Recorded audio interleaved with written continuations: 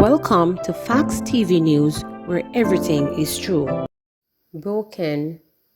Vanessa Spence's father will forever regret that he didn't tell his daughter to drive carefully as she left home for a night out on the town on Wednesday, and he will forever wish her effort to save a neighbor's life had ended with her being hailed a hero instead of being one of two good Samaritans who died in a car crash. Me no know when me go get over this. May I tell you the honest truth? Miss sadly miss her, Peter Spence reported from the family home in Golden Grove, Hanover on Friday. Me sit down on the chair on the veranda here, so watching them Wednesday evening going out here, so, and it come out of my mouth. Don't fi just say, oh no, careful now, added the heartbroken father, his voice heavily with regret. Vanessa is survived by 3 children, ages 9, 4, and 1. The 29-year-old, along with 16-year-old Brianna Smith and 26-year-old Algie Ricketts, died after a borrowed Toyota Axio motor car, being driven by Spence, slammed into a parked water truck along the Hadomain Road in Hanover about 11:30 p.m. Wednesday. The 2 women were among a group of people trying to get Ricketts, who was injured, to Savannah Lamar Hospital. He had been shot earlier at a bike show that was held in the nearby community called Bissy Baker. On Friday, a grieving Paulette Robinson Spence took comfort in the bravery her daughter shown in trying to help her injured neighbor. Ricketts, she said, had a good rapport with many of the committee members, including her daughter. Maybe a lot of men won't dare so, and she say, him a go get shot and lie down there. How she so brave to take him up and move off with him as a woman, she marveled, adding that her daughter appeared to have been determined to help. She did park far away me here, and she go for the car and come back, and people put him in the car and she move off, said Robinson Spence. Both distraught parents said they would likely run for a cover if they had been in their daughter's shoe. Me know me as a man, and me hear gunshot, me a take with myself, her father said before hastily adding that he did not regret that she chose to help someone in need. He just ruled the tragic outcome. If only she had made it safely to the hospital, he mouthed, she would have been hailed for her bravery. I just can't imagine if it did work out, he said. Like the Spences, Brianna Smith's mother, Karen Smith, has her fair share of regret. Not one who usually allows her daughter to go out at night, she made an exception on Wednesday. Her sister came last week from overseas, and she said that she wanted to go out with her to a bike show. So I say, okay, go with her, but make sure you come back by 9 p.m., the mother explained. At 11 o'clock, I didn't see them, so I'm saying, where are they? And then after that now, it's just like something come to me. A spirit just come over me and say, where are you going to get the money to bury Brianna? That time, I didn't hear anything about her death as yet, she disclosed. Shortly after, her husband's friend called to tell him of the car crash. I am broken down. I cry. I try to laugh, but I cry because I miss her. When she was leaving that night, she said, Mommy, love you, and I say, be careful.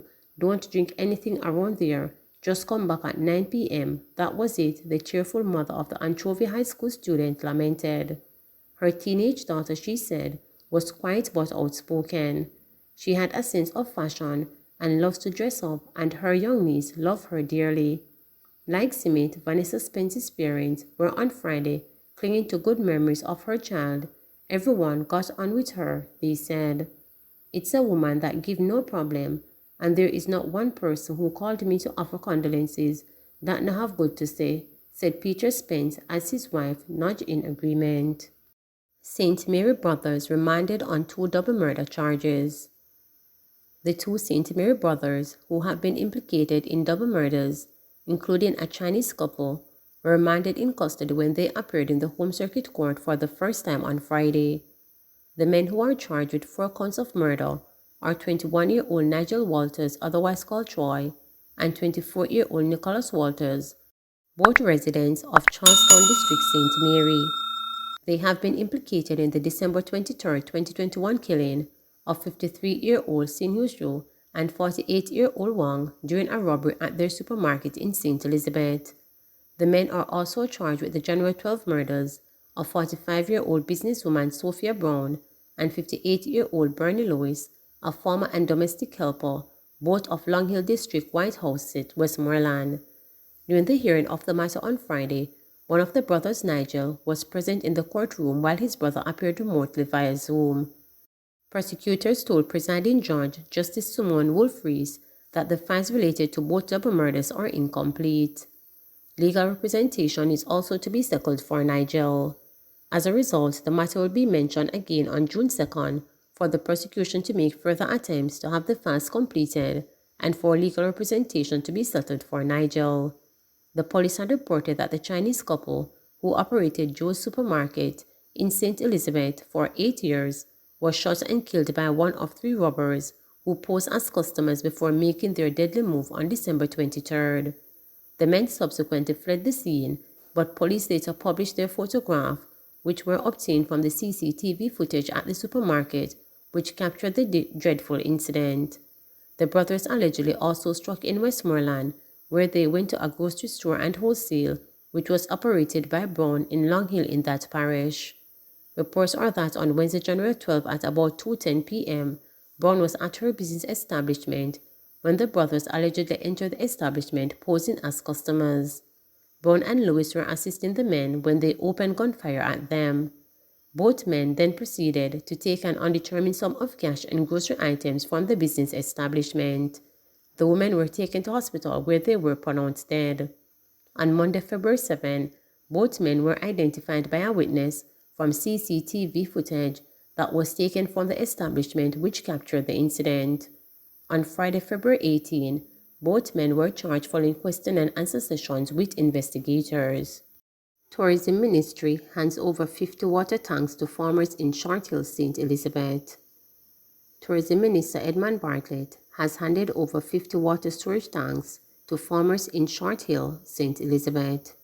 The 650-gallon tanks were procured through the Tourism Linkage Network (TLN) division of the Tourism Enhancement Fund (TEF) and form part of a $4 million 3-month training and support initiative for farmers in the area.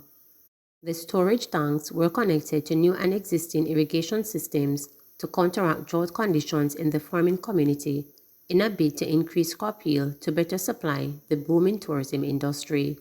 In his address on Friday, Bartlett pointed out that 42% of the expenditure of visitors worldwide is on food, and as such, there needs to be ongoing strengthening of local tourism and agricultural linkage to meet this demand. The demand that they, the tourists, bring for food is huge, and our job is to supply the demand, he said. The tourism minister added that if we produce the food in Jamaica, you know how much of that money stays here? If we are able to increase this volume to provide more acreage and we use better technology, we can increase the supply and productivity levels. Bartlett said Jamaica earned US $2.7 billion from tourism last year and is projected to generate some US $3.1 billion this year. That will be only US $600 million less than where we were in 2019. So you see the opportunity for agriculture, and you must recognize it, because as we grow and recover, so must we grow with our ability to supply on the demand of tourism, he stated. For his part, Minister of State in the Ministry of Agriculture and Fisheries, Frank Whittle, lauded the tourism minister for the donation, noting that the tanks will assist in creating new linkages that both sectors need to strive. He assured that the farmers will deliver on producing the crop quantities and quantities necessary to further supply the tourism industry. Secretary of the Short Hill Farmers Group, Perlin Vassell, stated that farmers from the community were grateful for the water storage tanks, which, when coupled, will have irrigation system and help to produce crops year-round on their farms. Farmers cry for help amid sharp increases in fertilizers and other imports. A number of farmers in a section of Central Jamaica Parish of Clarendon are ready to call it quits if there is no help for the state agencies to reduce their operational cost. When reporters spoke with a number of farmers from the farming area of Riches in the parish, they made it clear that their livelihood, their way of life, and their independence are under threat due to the sharp increases in the price of inputs. In fact, some farmers have scaled back production, with others looking at the prospect of quitting production altogether. William Mason, a yellow yam farmer from Liewood, Pitches has been in the business for some 40 years. He said that he is contemplating cutting back production by 3/4. It's not working out, he said. The production is good, the yield is good, but we are not recovering what we spend. Mason will export most of what he produces, said what he gets paid for a 100 weight was adequate 10 years ago, but with today's input, this comes like nothing. He said one of the most important inputs to farming, fertilizer, has been steadily increasing in price. Mason said that for the past 2 years, he has been buying the fertilizer at a loss to himself. He said, it's not getting any better, it's getting worse. He has managed to cut some costs by reusing yam hills and using one stick for more than one yam hill. But the veteran farmer said that the relevant authority must be able to intercede on behalf of the farmers to get better prices. It's hard work and it takes 9 months to a year before the produce is ready. We face drought or other disasters that can cause low production, he noted. He has predicted that many young persons will not go into farming as it is difficult to earn a living. Young people are turning away from farming and you can't blame them because they are just wasting their time, said Mason. When reporters spoke with Simon Stanley, who plants tomatoes, yam and plantain, also in Lywood Riches, he had just spent $6,000 on products to spray his tomatoes to prevent cold weather from destroying his crop. His tomato plants are heavy with fruit, and it will cost him a similar amount every 5 days to spray the crop so he may realize a decent harvest. However, it is not guaranteed that he will make back his money once the crop is reaped. He pointed out that farming has become a gamble and one cannot anticipate prices. This week I will have seen some green tomatoes in the field and it will cost $100 per pound, but by the time my crop is ready, within a week the price gone down to $50. The longer you hold onto them, the more prices drop, he said. Stanley, who is a single father who raised 4 children on farming, noted that farmers might make some money if there is shortage due to disaster as prices will go up. Both Stanley and Mason said they previously employed persons to help on their farms. However, in the last few years, they have to use extra labor sparingly due to the associated cost. It cost me $5,000 per day in pay and lunch to have someone help me on the farm. I am spraying and I should have someone helping me, but it is too expensive, said Stanley. Collectively, the farmers want a return of subsidies on fertilizer and key material needed in food production. They caution that such help should not be offered by the political representatives, as this could lead to unequal distribution, fewer people benefiting, and ill feelings. For his part, Gerald Michael, who grows a variety of yams in Tweedside, once set prices for food items. If we know that a pound of yam will be sold for $100, then we would have something to work for. But it can't be that today the cost is $150 per pound and tomorrow it is $80. That won't encourage us. Like other farmers, Michael has abandoned about 4/5 of his farm due to him being unable to work the field, compounded by the consistent straining of losses he has taken. Jamaica's farmers are aging, and they are concerned that if things continue on the current trajectory, there will be no farmers left in the next 10 years. Already, good plots of farmland are overgrown or left idle with no one working them. Please remember to subscribe, like, share, and click the notification bell for daily updates.